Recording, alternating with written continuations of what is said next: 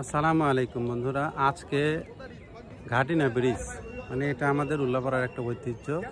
তো আজকে ঘাটিনা ব্রিজ আসছি, এটা আমাদের অনেক একটা গর্বের বিষয়। কারণ হলো এই ব্রিজটা প্রায় 100 বছরের অনেক উপরে। তো আজকে আমি এই ব্রিজটার এপার থেকে ওপারে যাওয়ার চেষ্টা করব। তো চলুন বন্ধু, শুরু করি আজকের এই ভিডিওটি। আমি ঠিক ওই পারে যাওয়ার চেষ্টা করব এখান থেকে। তো দেখি কতটুকু যেতে পারি।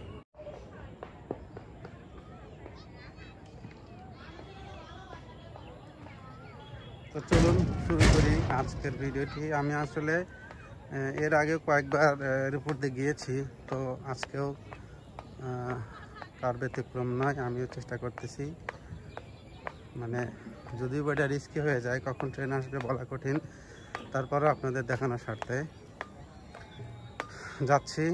আর সবচেয়ে বড় কথা হলো এখানে ভয়ও আছে, তারপর আবার সিগন্যালও আছে। কারণ হলো এ পাশে ও পাশে ট্রেন কখন আসতেছে যাচ্ছে, এর জন্য সিগন্যালের ব্যবস্থা আছে। শুধুমাত্র সিগন্যালটা দেখে যদি কেউ পার হতে চায় তাহলে সে যেতে পারবে। তো সেক্ষেত্রে আমিও তার ব্যতিক্রম নয়। এটা হলো আমার পাশের মানে জনসাধারণ চলাচলের জন্য ব্রিজ। ব্রিজটা অনেক সুন্দর। তো তারপর হলো আমরা এই ব্রিজে আছি। তো আমি চেষ্টা করতেছি, দেখি কতটুকু যেতে পারি।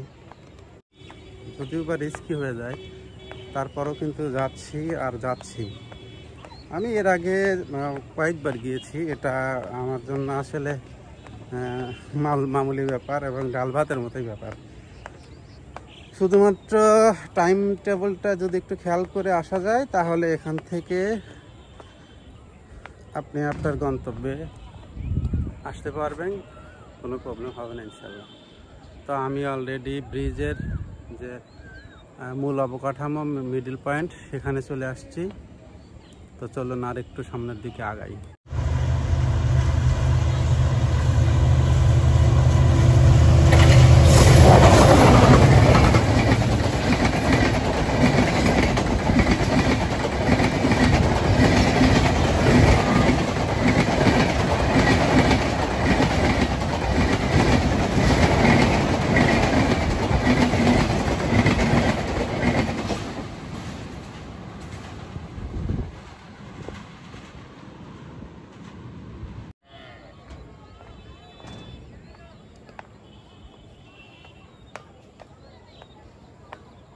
এটা হলো একেবারে মাঝ